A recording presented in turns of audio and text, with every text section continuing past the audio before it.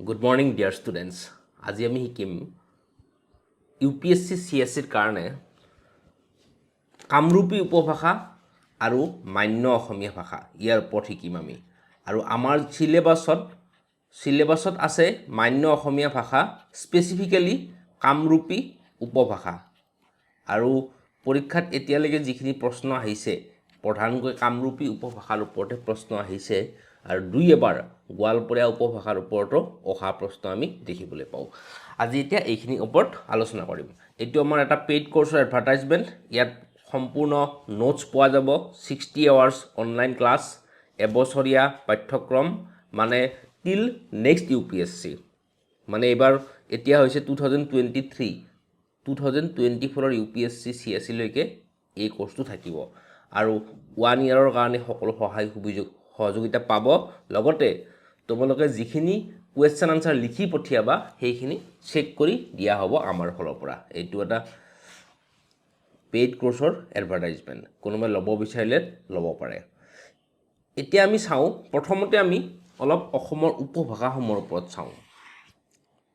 উপভাষাৰ ইংৰাজীটো হৈছে ডায়ালেক্ট অসমীয়া ভাষাৰ কিমানটা উপভাষা আছে আৰু ইম্পৰ্টেন্ট কথাটো কি যে যি ভাষাত উপভাষাৰ সংখ্যা অধিক সেই ভাষাটোই শক্তিশালী আমি যদি হিন্দী ভাষা চাওঁ হিন্দী ভাষাৰ উপভাষা বহুত আছে ভোজপুৰী মাগাহী ইন্দোৰী ৰাজস্থানী এনেকুৱা বহুত উপভাষা দেখিবলৈ পাওঁ আৰু উপভাষা যি ভাষাৰে বেছি সেই ভাষাই চহকী আৰু অসমীয়া ভাষাৰ উপভাষা আমি সদিয়াৰ পৰা ধুবুৰীলৈকে গ'লে বহুতখিনি উপভাষা আমি দেখিবলৈ পাওঁ আৰু এই প্ৰত্যেকটা উপভাষাই অসমীয়া ভাষাটোক চহকী কৰিছে অসমৰ উপভাষা কি আছে আমি চাই লওঁ অসমৰ আঞ্চলিক উপভাষা আৰু তাৰ স্থানীয় উপভাষা কেইটাক এখনি তালিকাৰ সহায়েৰে দেখুৱাব যত্ন কৰা হ'ল অসমৰ আঞ্চলিক উপভাষা কি আছে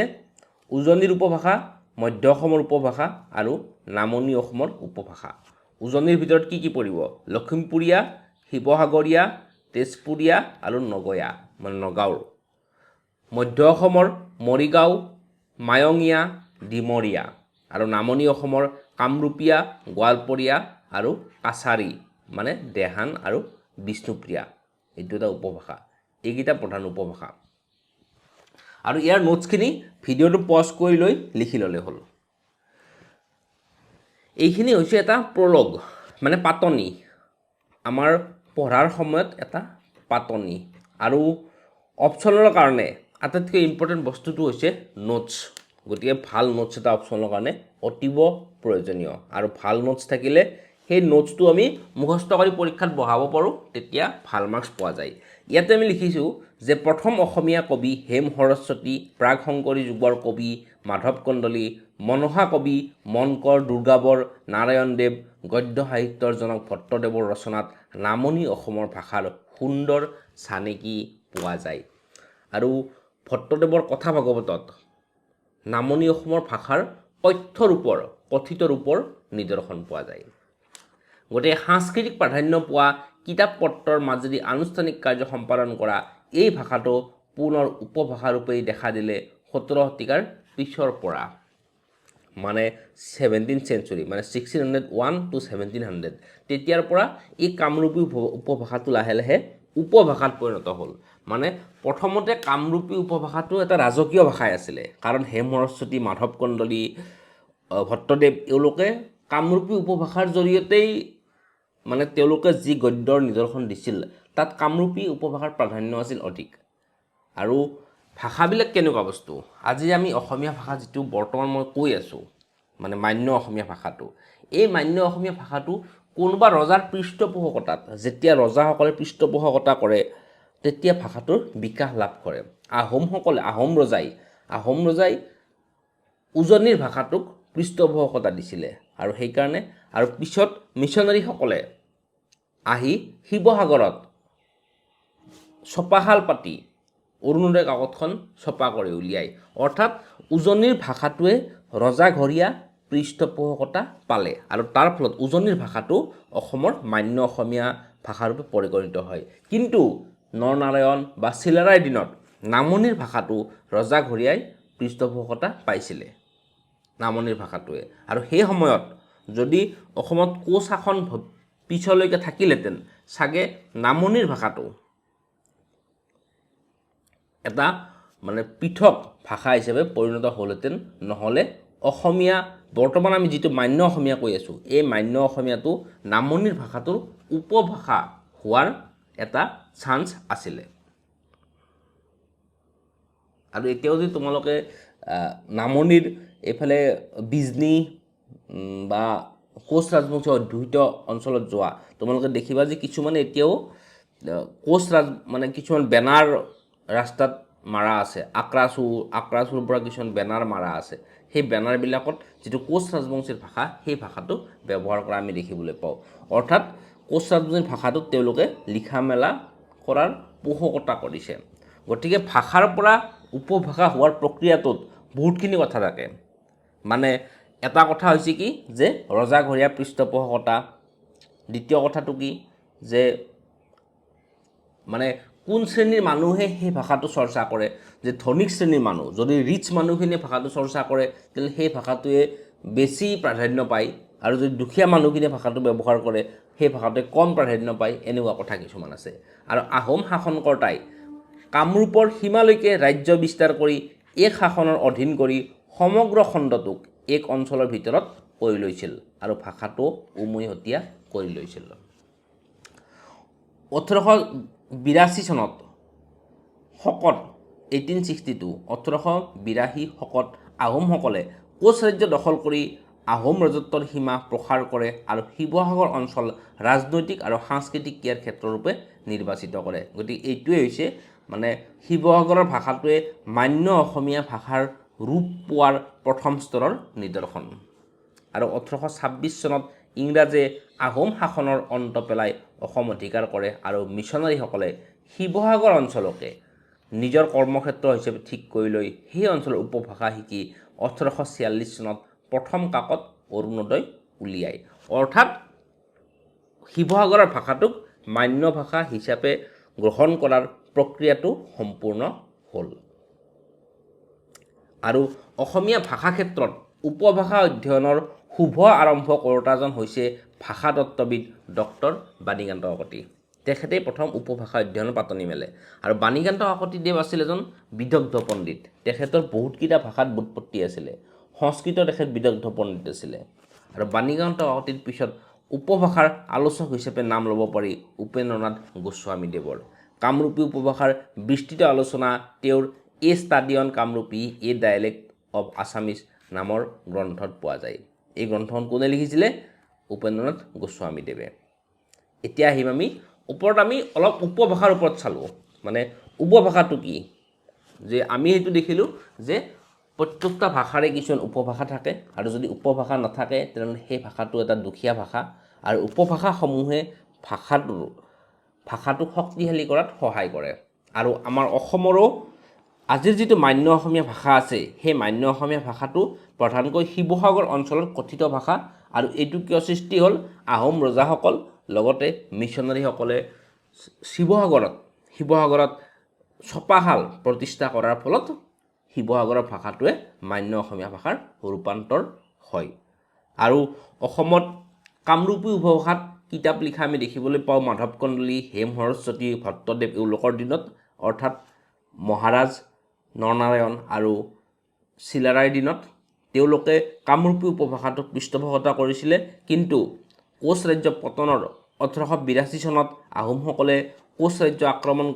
কৰাৰ ফলত আৰু লগতে কোচ ৰাজ্যৰ পতনৰ লগে লগে কামৰূপী উপভাষাটোৱে ৰজাঘৰীয়া পৃষ্ঠপোষকতা নাইকিয়া হৈ যায় আৰু লাহে লাহে কামৰূপী উপভাষাটোৱে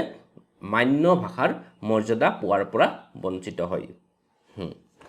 এতিয়া আমি আহিম দ্বিতীয় ভাগটোত কামৰূপী উপভাষা প্ৰধানকৈ আমাক সিলেবাছত এই উপভাষাটোৰ ওপৰতে আছে কামৰূপী উপভাষা মানে কি কামৰূপ মানে কি যে প্ৰাচীন কামৰূপত যিটো ভাষা প্ৰচলিত আছিল সেইটো হৈছে কামৰূপী উপভাষা আৰু প্ৰাচীন কামৰূপ বুলি ক'লে কোনখিনি এৰিয়া আমি জানো বৰ্তমানৰ কামৰূপ মানে গুৱাহাটী এৰিয়াটো তাৰপিছত সেইফালে দক্ষিণ পাৰৰ এৰিয়াখিনি মিৰ্জা ছয়গাঁও বকো এই গোটেই এৰিয়াটো তাৰপিছত উত্তৰ পাৰৰ এৰিয়াবিলাক নলবাৰী পাঠশালা বৰপেটা বঙাইগাঁও এই গোটেই এৰিয়াটো তাৰপিছত সেইফালে দৰং মঙলদৈ এই এৰিয়াটো এইখিনি আছে বৃহত্তৰ কামৰূপ মানে বৃহত্তৰ প্ৰাচীন কামৰূপৰ অন্তৰ্গত অঞ্চল আৰু এই অঞ্চলৰ যিটো কথিত ভাষা সেই কথিত ভাষাটোৰ নামেই হৈছে কামৰূপী অবিভক্ত কামৰূপ জিলাৰ উপভাষা বা কামৰূপী উপভাষাৰ অসমীয়া ভাষাৰ এটা প্ৰধান উপভাষা ভাষাতত্ত্ববিদ ডক্টৰ বাণীকান্ত কাকতিয়ে কামৰূপী উপভাষাক পশ্চিম অসমৰ অসমীয়া ভাষাৰ এটি অন্যতম আঞ্চলিক ৰূপ বুলি অভিহিত কৰিছে এফালে উজনিৰ সাধু ভাষা আৰু গোৱালপৰীয়া উপভাষা ইয়াৰ মাজতেই অবিভক্ত কামৰূপ জিলাত কামৰূপী উপভাষাৰ প্ৰচলন আছে এটো গম পালো আমি যে উজনিৰ সাধু ভাষা আৰু গোৱালপৰীয়া উপভাষাৰ মাজত কামৰূপী উপভাষাৰ প্ৰচলন আছে আৰু ইয়াৰ স্থানীয় ৰূপবিলাক কোনবিলাক কামৰূপী উপভাষাৰ স্থানীয় ৰূপবিলাক কোনবিলাক ভাষাতাত্ত্বিক হিচাপে এটা আছে উত্তৰ কামৰূপী এটা দক্ষিণ কামৰূপী অৰ্থাৎ ব্ৰহ্মপুত্ৰ নদীটোৰ উত্তৰ পাৰে উত্তৰ কামৰূপী দক্ষিণ পাৰে দক্ষিণ কামৰূপী আৰু উত্তৰ কামৰূপীৰ উত্তৰ পূব কামৰূপী উত্তৰ পশ্চিম কামৰূপী দক্ষিণ পূব দক্ষিণ পশ্চিম এইটো ভাগ ভাষাতাত্ত্বিক হিচাপে ভাষাতত্ত্বৰ ফালৰ পৰা আৰু উত্তৰ পূব বুলিলে আমি পাতিদৰং বুলি খ্যাত পশ্চিমে নলবাৰীৰ পৰা পূবে চাংচাৰী হৈ বৰনদী পৰ্যন্ত দক্ষিণে গড়েশ্বৰৰ পৰা উত্তৰে বাইহাটা চাৰিআলি কেন্দ্ৰিক অঞ্চলৰ উপভাষিক ৰূপসমূহ পৰে এটো হৈছে উত্তৰ পূব কামৰূপী আৰু উত্তৰ পশ্চিম বুলি ক'লে পশ্চিম ফালে বৰপেটাৰ বাউসী অঞ্চল সৰভোগ চহৰক কেন্দ্ৰ কৰি বৰনগৰ আৰু পাৰ্শ্বৱৰ্তী অঞ্চল আৰু পাঠালা পাটাচাৰকুচিক কেন্দ্ৰ কৰি বজালী সৰ্থেবাৰী অঞ্চলৰ উপভাষাক বুজা যায় এটো পশ্চিম অঞ্চল পূব অঞ্চল মানে নলবাৰীৰ পৰা এইফালে চাংচাৰীলৈকে আৰু সেইফালে গড়েশ্বৰৰ পৰা বাইহাটা চাৰিআলিলৈকে আৰু পশ্চিম বুলি ক'লে বৰপেটা বজালী সৰ্থেবাৰী পাটাচাৰকুচি পাঠশালা এই অঞ্চলৰ উপভাষা তাৰপিছত দক্ষিণ পূব বুলি ক'লে ব্ৰহ্মপুত্ৰৰ সিটো সাইডে মানে ব্ৰহ্মপুত্ৰৰ মানে নলবাৰীৰ পাঠশালা এই এৰিয়াটো পাৰ হৈ সিটো ফালে মানে আজৰা ভিআইপি সেইটো ফালে আৰু দক্ষিণ পূব কামৰূপী বুলিলে আমি বুজো যে দক্ষিণ পূব বুলি ক'লে পূবৰ ফালে ডিমৰীয়া সোণাপুৰ ক্ষেত্ৰী মানে আমাৰ নেশ্যনেল হাইৱেটোৰ সেইফালে এই অঞ্চলৰ উপভাষিক ৰূপটোক বুজা যায় আৰু দক্ষিণ পশ্চিম বুলি ক'লে বকো পলাহবাৰী ছয়গাঁও ধূপধৰা আদি কৰি কম বেছি পৰিমাণে গুৱাহাটীৰ দক্ষিণ অঞ্চললৈ প্ৰবাহিত হৈ থকা স্থানীয় ৰূপসমূহক বুজা যায় দক্ষিণ পূব বুলি ক'লে ক্ষেত্ৰী ডিমৰীয়া মানে আমাৰ হাইৱেটোৰ যে নেশ্যনেল হাইৱে আছে সেই নেশ্যনেল হাইৱেটোৰ সেইফালে খানাপাৰাৰ পৰা সেইফালে সেইটো হৈছে দক্ষিণ পূব কামৰূপী আৰু দক্ষিণ পশ্চিম বুলি ক'লে বকো পলাহবাৰী ছয়গাঁও ধূপধৰা এইবিলাক এৰিয়া চিংৰা এইখিনি এৰিয়া দক্ষিণ পশ্চিম কামৰূপী এতিয়া আমাৰ এটা মানে সাধাৰণভাৱে এনে মানে কামৰূপী ভাষাত কি কোনখিনি এৰিয়া পৰে সেইটো আমাৰ এটা মানে এনে জেনেৰেল নলেজ এটা আমাৰ ক্লিয়াৰ হ'ল যে কামৰূপী উপভাষাত কোনখিনি অঞ্চল প্ৰধানকৈ বিস্তৃত সেইটো আমি এতিয়া গম পালোঁ কিন্তু অপশ্যনৰ কাৰণে আটাইতকৈ ইম্পৰ্টেণ্ট বস্তুটো হৈছে নোটছ আৰু অপশ্যনৰ যদি এটা ভাল নোটছ থাকে তাহলে সেই নোটছটো পঢ়ি পৰীক্ষাৰ উত্তৰ কৰি আমি ভাল নম্বৰ পাব পাৰোঁ গতিকে এতিয়া আমি চাম প্ৰশ্নাৱলী প্ৰথম প্ৰশ্নটো কি যে ভাষা আৰু উপভাষাৰ মাজত থকা সম্পৰ্কৰ বিষয়ে আলোচনা কৰা ভাষা আৰু উপভাষাৰ মাজত সম্পৰ্ক কোনবিলাক সম্পৰ্ক ভাষা আৰু উপভাষাৰ মাজত যদি আমি এনে আলোচনা কৰিবলৈ চাওঁ তেন্তে দেখিম যে প্ৰথমতে উপভাষাসমূহৰ সৃষ্টি হয় আৰু উপভাষাসমূহৰ পৰাই ৰজাঘৰীয়া পৃষ্ঠপোষকতা ধনিক শ্ৰেণীৰ ভাষা বা ভৌগোলিক স্থিতিক কেন্দ্ৰ কৰি কিছুমান উপভাষাই ভাষাৰ মৰ্যাদা পায় আৰু এইটো এটা সম্পৰ্ক দ্বিতীয়টা সম্পৰ্ক কি যে যি ভাষাত উপভাষাৰ সংখ্যা অধিক সেই ভাষাটো অধিক শক্তিশালী তৃতীয়টা সম্পৰ্ক কি হ'ব যে উপভাষাসমূহে ভাষাটোক ধ্বনিতাত্ত্বিক শব্দতাত্ত্বিক আৰু ৰূপতাত্ত্বিক দিশত বিভিন্ন ধৰণৰ উপাদান আগবঢ়াই ভাষাটোক শক্তিশালী কৰে অৰ্থাৎ কি কৰে যে উপভাষাত সাপোজ উপভাষাটোত যিবিলাক শব্দ আছে সেই শব্দসমূহৰ পৰা কিছুমান শব্দ ধাৰ কৰি আনি আমি ভাষাটোত ভৰাই দি সেই ভাষাটো আমি শক্তিশালী কৰি তুলিব পাৰোঁ তাৰ পিছত এটা সম্পৰ্ক কি হ'ব যে এটা ভাষাত বহুত কেইটা উপভাষা থাকে মানে ভাষাটোত সাপোজ এইটো যদি ভাষা হয় তাতে বহুত কেইটা উপভাষা থাকে সাপোজ এইটো এটা উপভাষা আৰু এইটো এটা উপভাষা এইটো হৈছে ভাষা মূলটো হৈছে ভাষা আৰু এইবিলাক হৈছে উপভাষা আৰু এই প্ৰশ্নটো আহিলে আমি এনেকুৱা ধৰণৰ এটা ভেন চিত্ৰ আঁকি দিম ভেন চিত্ৰ আঁকি দিম ইয়াৰে ক খ গ হৈছে উপভাষা আৰু মূলটো হৈছে ভাষা এনেকুৱা এটা ভেন ডায়াগ্ৰাম আমি আঁকি দিম গতে ভাষা আৰু উপভাষাৰ মাজত সম্পৰ্ক এইবিলাকেই যে ভাষা আৰু উপভাষাৰ মাজত বহুতখিনি সম্পৰ্ক আছে আৰু উপভাষাসমূহেই প্ৰধান ভাষাটো গঢ়ি তোলে এইটো এটা তাৰ পিছত দ্বিতীয় প্ৰশ্নটো কি যে মান্য অসমীয়া আৰু কামৰূপী উপভাষাৰ মাজত থকা শব্দগত আৰু ৰূপগত পাৰ্থক্যৰ বিষয়ে আলোচনা কৰা 15 নম্বৰ পৰীক্ষাত 15 নম্বৰৰ কাৰণে থাকিব 4 পৃষ্ঠা থাকিব আৰু 4 পৃষ্ঠাৰ ভিতৰত আমি লিখিব লাগিব শব্দগত মানে ৱৰ্ডৰ ফালৰ পৰা আৰু ৰূপগত মানে ব্যাকৰণৰ ফালৰ পৰা আৰু এটা থাকে ধ্বনিগত প্ৰধানকৈ পৰীক্ষাত এই প্ৰশ্নতে আহি থাকে যে মান্য অসমীয়া আৰু কামৰূপী উপভাষাৰ শব্দগত ধ্বনিগত আৰু ৰূপগত পাৰ্থক্যসমূহ কি আলোচনা কৰা পৰীক্ষাত এই প্ৰশ্নটোৱে আহে কেতিয়াবা 15 নম্বৰ কেতিয়া 10 নম্বৰ গতিকে অপচনত কি হয় প্ৰশ্নবিলাক কমন আহে গতিকে এবাৰ যদি ভাল নোটছ এটা বনাই থৈ সেই নোটছটো মুখস্থ কৰি থাকোঁ তেনেহ'লে অপচনৰ প্ৰশ্ন আমাৰ মানে পৰীক্ষাত এৰি আহিব লগা নহয় শব্দগত ৰূপগত পাৰ্থক্যসমূহ কি আলোচনা কৰা এইটো আমি আলোচনা কৰিম কামৰূপী উপভাষাৰ প্ৰধান বৈশিষ্ট্যসমূহ লিখা আৰু মান্য অসমীয়াৰ লগত মিল বা অমিল দেখুওৱা একে প্ৰশ্ন শব্দগত ৰূপগত ধ্বনিগত পাৰ্থক্য কোনবিলাক একেই প্ৰশ্ন অসমীয়া ভাষাৰ উপভাষা সম্পৰ্কে এটি নিবন্ধ যুগুত কৰা অসমীয়া ভাষাত কি উপভাষা আছে সেই সম্পৰ্কে এটা নিবন্ধ যুগুত কৰিব দিছে অসমীয়া ভাষাত কি উপভাষা আছে কামৰূপী উপভাষা তাৰ পিছত গোৱালপৰীয়া উপভাষা আৰু কি উপভাষা আছে আমি প্ৰশ্নৰ উত্তৰটো লিখোতে চাম মান্য অসমীয়া আৰু কামৰূপী উপভাষাৰ মাজত থকা ধ্বনিগত ৰূপগত আৰু শব্দগত দিশত থকা প্ৰধান পাৰ্থক্যবোৰ উদাহৰণসহ দেখুওৱা 20 নম্বৰ একেই প্ৰশ্ন মান্য অসমীয়া আৰু কামৰূপী উপভাষাৰ মাজত থকা শব্দগত আৰু ৰূপগত পাৰ্থক্যৰ বিষয়ে আলোচনা কৰা এই প্ৰশ্নটো আমি এতিয়া চাম ইয়াতে আমি এটা বস্তু সোমোৱা নাই সেইটো হৈছে ধ্বনিগতটো আমি পঢ়ি ল'ম গতিকে পৰীক্ষাত এই প্ৰশ্নতে বছৰে আহে গতিকে আৰু এইবাৰো পৰীক্ষাত এই প্ৰশ্নতে আহিব শব্দগত ধ্বনিগত ৰূপগত পাৰ্থক্যসমূহ আলোচনা কৰা মান্য অসমীয়া আৰু কামৰূপী উপভাষাৰ মাজত আৰু কেতিয়াবা এই প্ৰশ্নটো আহে যে মান্য অসমীয়া আৰু কামৰূপী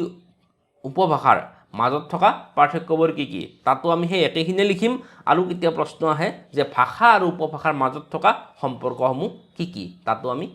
তাত আমি ইতিমধ্যে যিটো প্ৰশ্নৰ উত্তৰ আলোচনা কৰিলোঁ সেইটো লিখিম শব্দগত আৰু ৰূপগত পাৰ্থক্য কোনবিলাক শব্দগত বৈশিষ্ট্য শব্দগতৰ ভিতৰত কি হ'ব যে মান্য অসমীয়াত ভাই ভনী কামৰূপী উপভাষাত ভায়াক বৈনাক ল'ৰা ছোৱালী ইয়াতে চলি আপা চলি আপি চলি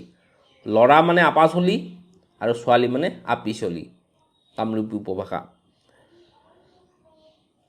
তাৰোপৰি মান্য অসমীয়া ভাষাৰ কেতবোৰ শব্দ বুজাবলৈ কামৰূপত সুকীয়া শব্দৰ ব্যৱহাৰ হয় যেনেকৈ মান্য অসমীয়াত জলকীয়া কামৰূপী উপভাষাত ভজলুক অমিতা মৈফাল বোকাক কোৱা হয় পেক বা পোট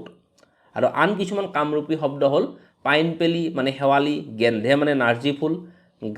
গাড়ী মানে তলুঠা বৰ মানে দৰা খিচা গীত নিন্দা গীত তেলৰ ভাৰ জোৰণ ইত্যাদি এইবিলাক হৈছে কামৰূপী উপভাষাৰ শব্দ আৰু এইবিলাক মান্য অসমীয়া ভাষাৰ শব্দ পৰীক্ষাত আমি লিখিলে ইয়াতে কামৰূপী উপভাষাটো দিম আৰু সাইডত এনেকৈ মান্য অসমীয়া শব্দটো লিখি দিম ৰূপগত বৈশিষ্ট্য ইয়াতে আমি বৈয়াকৰণিক দিশত কোনবিলাক বৈশিষ্ট্য আছে ব্যাকৰণৰ ফালৰ পৰা সেইটো চাম মান্য অসমীয়াত ব্যৱহাৰ নোহোৱা কিছুমান পৃথক বিশেষ্য শব্দ কামৰূপী উপভাষাত পোৱা যায় বিশেষ্য মানে নাউন সফ্ৰিয়াম মধুৰিয়াম কঠেলি মানে হেতা কঢ্ৰা মানে আধাৰি কঢ়্ৰা মানে য'ত আমি আগতে গাঁওবিলাকত য'ত গাখীৰ ৰাখিছিলে বা এতিয়াও বজাৰত গ'লে তোমালোকে য'ত গাখীৰ থয় এনেকৈ গাখীৰৰ মানে যিটো পাত্ৰ য'ত থয় বাঁহৰ কঢ়্ৰা সেইটো কয় আধাৰি কাইমা সেউজীয়া কাইটা বেকা মানে কিয় কাইটা হৈ বহি আছা কামৰূপী উপভাষাত কোৱা হয় কিয় কাইটা হৈ বহি আছা মানে কিয় বেকা হৈ বহি আছা খাডা পাচি গোবৰৰ খাডা গোবৰৰ পাচি গাইৰা সি মস্ত গাইৰা এলেহুৱা পঘে পঘে মানে উঘা মানে য'ত সূতা কাটে উঘা মোকচা গামোচা ডিমা কণী ধুমা ধুমা মানে ডাঙৰ কি ধুমায়ে সি মানে কি ডাঙৰে সি সন্ত্ৰা সুমথিৰা ইত্যাদি এইবিলাক হ'ল বিশেষ্য শব্দ তাৰপিছত আহিলে বিশেষণ শব্দ কামৰূপী উপভাষাত ব্যৱহাৰ হোৱা বিশেষণ শব্দবিলাক তলত দিয়া ধৰণৰ যেনেকৈ ক সাধাৰণ বিশেষণ শব্দ সাধাৰণ মানে সাধাৰণ বিশেষণ কোনবিলাক আউলা আৰৈ চাউল কলচা কোলা ঠগা ঠৌগা ইত্যাদি ধুনীয়া মানে সাধাৰণ বিশেষণ এইবিলাক তাৰপিছত আহিলে ক্ৰিয়া বিশেষণ যে ই ক্ৰিয়াৰ আগত বহি ক্ৰিয়াৰ কাৰ্যক বিশেষভাৱে প্ৰকাশ কৰে যেনে চাই মানে একবাৰ চাই নহয় চাই মানে ক্ৰিয়াৰ কাৰ্যটোক বিশেষভাৱে দেখুৱাইছে দিনক দিনে বিশেষভাৱে দেখুৱাইছে থিয়াই ধম ধমাই লপাই এইবিলাক বিশেষভাৱে বুজাইছে তাৰপিছত আহিলে বিশেষণীয় বিশেষণ মানে মানে কেনেকুৱা মানে সি খুব ধুনীয়া এটা বিশেষণ তাতে খুবটো লগাই দিয়াৰ লগে লগে সেই বিশেষণটোক স্পেচিফিকেলি বুজালে যে খুব ধুনীয়া মানে ধুনীয়া এটা বিশেষণ তাত আমি খুব লগাই দিয়াৰ লগে লগে সেইটো হৈ গ'ল বিশেষণীয় বিশেষণ যেনে কিচকিচা কলাটো এটা বিশেষণ তাতে এই কিচকিচাটো লগাই দিয়াৰ লগে লগে এইটো হৈ গ'ল এটা বিশেষণীয় বিশেষণ কিচকিচা কলা মানে কিচকিচিয়া কলা ফলফলীয়া বগা মানে অতিশয় বগা এমান লেধেমা মানে অতি লেধেমটো এটা বিশেষণ তাত আমি অতি বা এমানটো লগাই দি সেইটো বিশেষণীয় বিশেষণ কৰি পেলাইছোঁ গুণবাচক বিশেষণ এনা এনকা এংকা হেনা তেনা হেতেনকা তেনেকুৱা এইবিলাক হৈছে গুণবাচক বিশেষণ পৰিমাণবাচক বিশেষণ এমান ইমান এনাম মানে ইমান ধুনীয়া ইমান বেছি এমান চাউল এমান খেতি এমান মাটি হেমান হিনাম হেনাম সেইবিলাক পৰিমাণবাচক তাৰপিছত আহিলে সৰ্বনাম শব্দ মান্য অসমীয়াৰ দৰে কামৰূপী উপভাষাটো সৰ্বনাম শব্দবোৰ বচন লিংগ পুৰুষ আৰু মৰ্যাদা অনুসৰি ভিন্ন ৰূপ গ্ৰহণ কৰে যদিও এইবোৰৰ নিজস্ব বৈশিষ্ট্য আছে যেনেকৈ মই কি কৰিম এইটো কামৰূপী উপভাষাৰ ৰূপ মই কি কৰিম তই কৰবি দে কামটো আপোনাৰ ঘৰত থাকিম এইবিলাক হৈছে কামৰূপী উপভাষাৰ ৰূপ তাৰপিছত বচন কামৰূপী উপভাষাৰ বচনবিলাক কেনেকুৱা গিলে ইলে গিলা এইবিলাক হৈছে কামৰূপী উপভাষাৰ বচন তাৰপিছত আহিলে লিংগবিলাক কেনেকুৱা কামৰূপী উপভাষাৰ লিংগবিলাক হৈছে অসমীয়াত কোৱা হয় মতা হাঁহ কামৰূপী উপভাষাত মাতা হাঁহ অসমীয়াত মাইকী হাঁহ কামৰূপী উপভাষাত মাতৃ হাঁহ বৌ মানে নবৌ ককাইদেউ কাকা দৰা বৰ কইনা এইবিলাক হৈছে কামৰূপী উপভাষাৰ বচন তাৰপিছত নিৰ্দিষ্টতাবাচক প্ৰত্যয় তো তিৰিটো কুকুৰটো ফুল থপা মান্য অসমীয়াত হ'ব ফুল থপা মুঠা শাক মুঠা মান্য অসমীয়াত হ'ব শাক মুঠি জাক মান্য অসমীয়াত হ'ব কামৰূপী উপভাষাত হ'ব চৰে জাক মান্য অসমীয়াত চৰাই জাক গতিকে এইবিলাক হৈছে আমাৰ মানে নিৰ্দিষ্টতাবাচক প্ৰত্যয় গতিকে ইয়াতে আমি কি চালোঁ ইয়াতে আমি এটা শব্দগত বৈশিষ্ট্য চালোঁ আৰু এটা চালোঁ ৰূপগত বৈশিষ্ট্য চালোঁ ৰূপগত বৈশিষ্ট্য মানে প্ৰধানকৈ ব্যাকৰণিক দিশবিলাক গ্ৰামাৰৰ দিশবিলাক আৰু শব্দগত বৈশিষ্ট্য মানে যিবিলাক বিশেষ্য শব্দ বিশেষণ শব্দ সেইবিলাক আৰু উপভাষাটো আগৰ মান্য ভাষাটো পিছৰ এইটো আমাৰ কনক্লুজন উপভাষিক ৰূপগত আৰু শব্দগত বৈশিষ্ট্যই মান্য ভাষাটো চহকী কৰিছে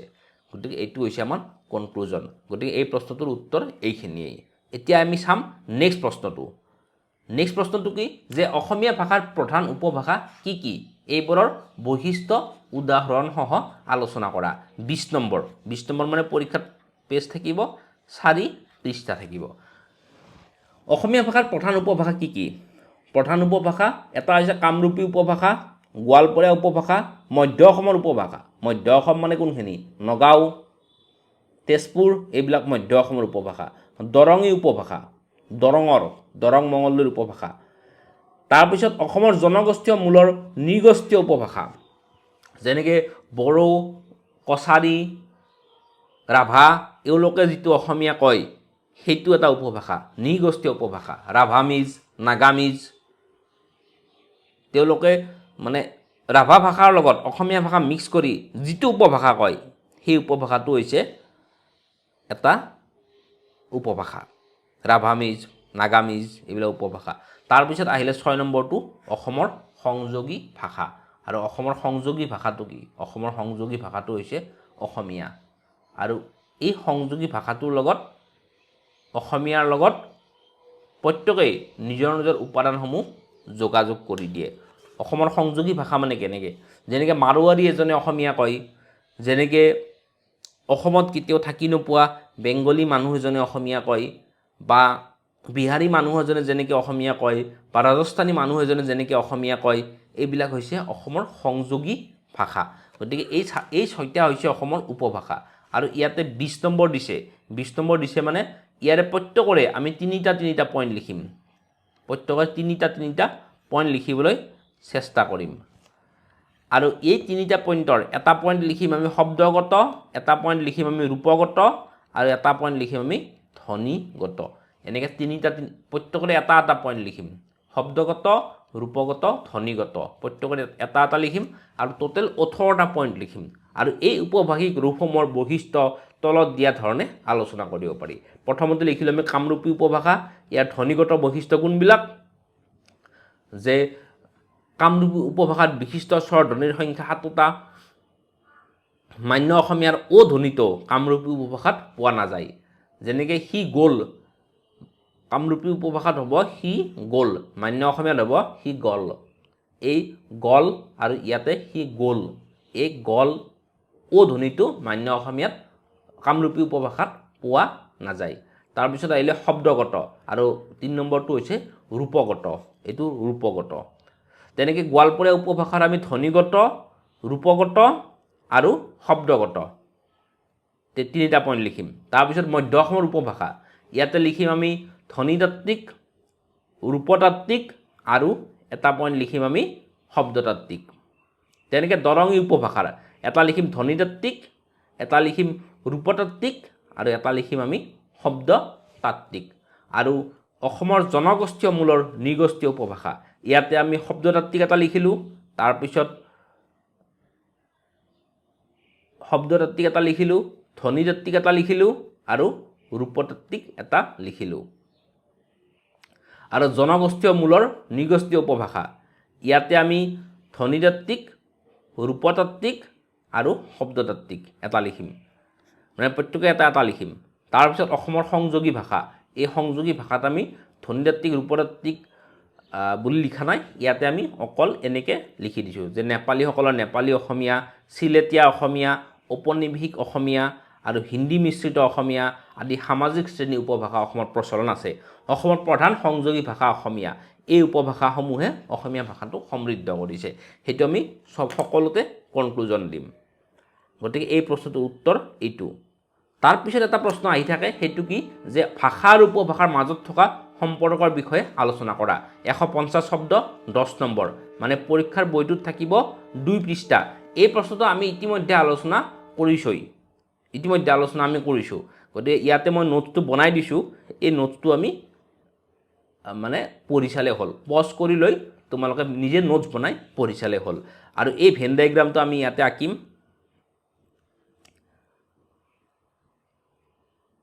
আৰু পৰীক্ষাত কি হৈছে যে আমি যদি এতিয়ালৈকে চাওঁ যিখিনি মানে প্ৰশ্ন আহিছে মানে UPSC-CSE এই কামৰূপী উপভাষাৰ ওপৰত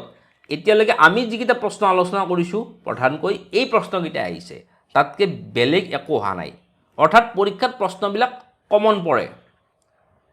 গতিকে আমি যদি এটা ভাল নোটছ বনাই থৈ দিওঁ তেনেহ'লে সেই নোটছৰ পৰাই আমি পৰীক্ষাত উত্তৰ কৰিব পাৰোঁ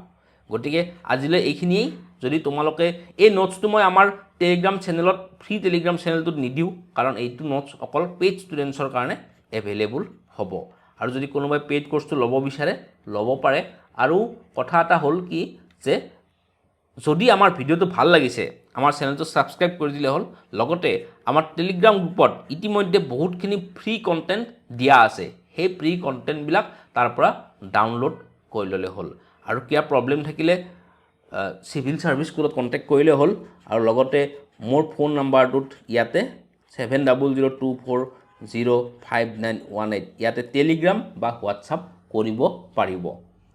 কিবা প্ৰশ্ন থাকিলে বা কিবা কনফিউজন থাকিলে অসমীয়া অপচনৰ ওপৰত গৰি আজিলৈ এইখিনিয়ে বাই বাই পঢ়ি থাকিলে হ'ল see you later